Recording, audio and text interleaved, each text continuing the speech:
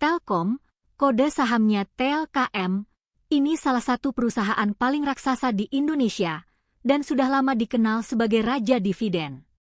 Tahun ini saja, Telkom membagikan dividen sampai hampir 22 triliun rupiah.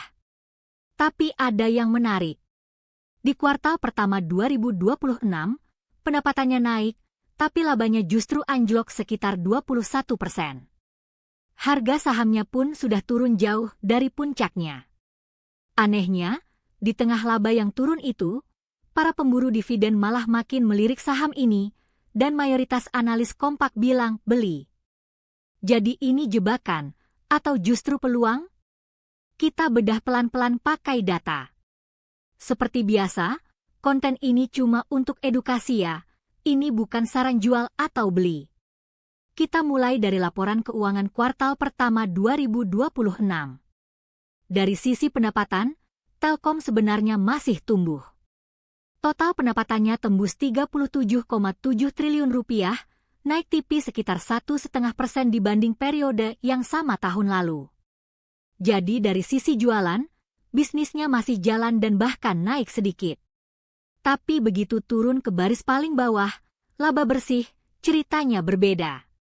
Laba bersih Telkom di kuartal pertama cuma 4,34 triliun rupiah. Padahal setahun sebelumnya di periode yang sama, labanya 5,55 triliun.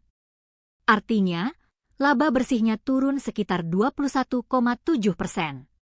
Ini yang bikin banyak investor kaget.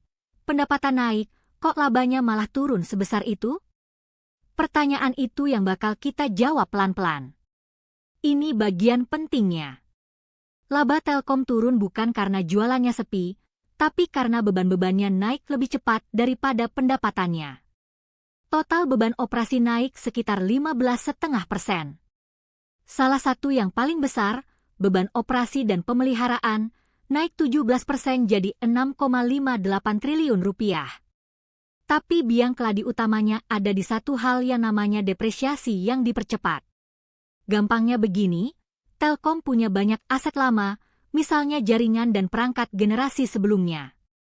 Nah, perusahaan memutuskan mempercepat pencatatan penyusutan aset-aset itu di pembukuan, sekaligus sedang dalam fase transformasi bisnis besar-besaran.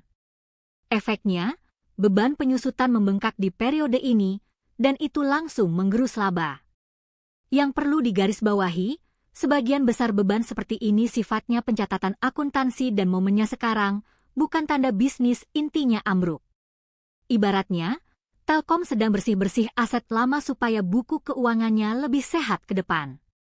Jadi laba yang turun ini lebih ke biaya membenahi diri, bukan sinyal pelanggan kabur. Meski begitu, tetap harus diawasi. Kalau transformasinya kelamaan, tekanan ke laba juga bisa berlanjut. Sekarang kita lihat dari mana pertumbuhannya datang. Mesin utama Telkom sekarang bukan lagi telepon atau TV kabel, tapi data dan digital. Segmen data, internet, dan layanan teknologi informasi naik cukup kencang, dari 21,3 triliun menjadi 23,6 triliun rupiah. Rata-rata pendapatan per pelanggan seluler juga naik 6,4%. Ini kabar bagus, karena artinya pelanggan makin banyak pakai kuota data, dan Telkom bisa menaikkan nilai per pelanggan. Tapi ada satu sisi yang meredup, IndiHome. Pendapatan internet rumahan ini justru turun tipis, dari 6,6 menjadi 6,3 triliun rupiah. Jadi ada pergeseran, bisnis seluler dan digital menopang, sementara internet rumahan mulai melambat karena persaingan yang makin ketat. Buat kita sebagai penonton, ini gambaran penting soal kemana arah bisnis Telkom bergerak. Nah, ini alasan kenapa banyak orang tetap sayang sama saham Telkom, dividennya. Untuk tahun ini, Telkom membagikan dividen Rp221 per saham dengan total nilai hampir 22 triliun rupiah. Ini termasuk salah satu pembagian dividen terbesar di bursa tahun ini. Yang bikin menarik, karena harga sahamnya sedang turun, imbal hasil dividennya justru jadi tinggi, sekitar 7,4%. Bandingkan dengan bunga deposito, angka segitu jelas menggoda buat investor yang cari pemasukan rutin. Telkom sendiri sudah konsisten bagi dividen lebih dari 10 tahun. Tapi jangan cuma silau sama angka yield. Yang perlu kita ingat, yield tinggi salah satunya karena harga sahamnya turun, bukan semata karena dividennya naik. Dan karena labanya sedang tertekan, keberlanjutan dividen ke depan tetap harus dipantau. Apakah tahun-tahun berikutnya bisa sebesar ini, atau menyesuaikan dengan laba? Dividen itu bagus, tapi bukan jaminan. Terakhir, kita bahas harga dan valuasinya. Saat ini saham Telkom ada di kisaran Rp3.000, turun cukup jauh dari puncaknya yang sempat mendekati Rp4.000 dalam setahun terakhir. Dari sisi valuasi, salah satu ukuran yang dipakai analis, EV/EBITDA, ada di sekitar 5,1 kali, tergolong relatif murah dibanding rata-rata historis sektor telekomunikasi. Kalau memakai rata-rata rasio harga terhadap nilai buku selama 5 tahun, sebagian analis menaksir nilai wajarnya di sekitar Rp3.950.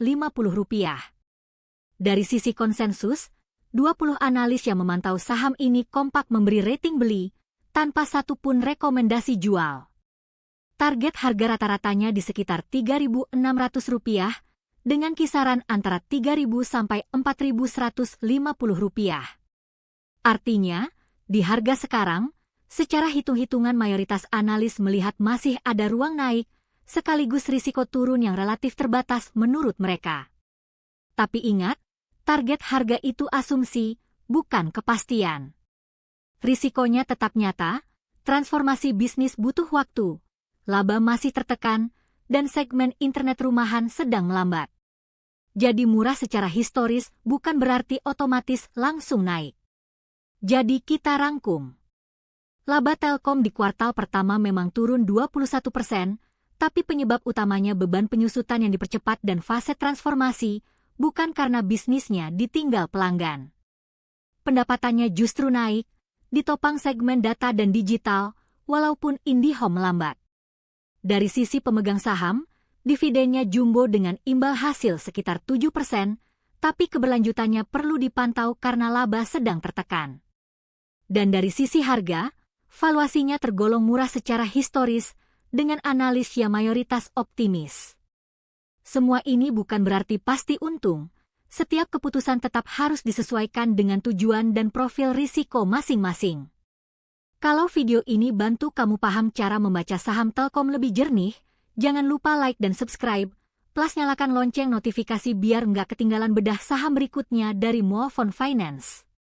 Menurut kamu, di posisi sekarang Telkom ini lebih ke saham dividen atau saham pertumbuhan?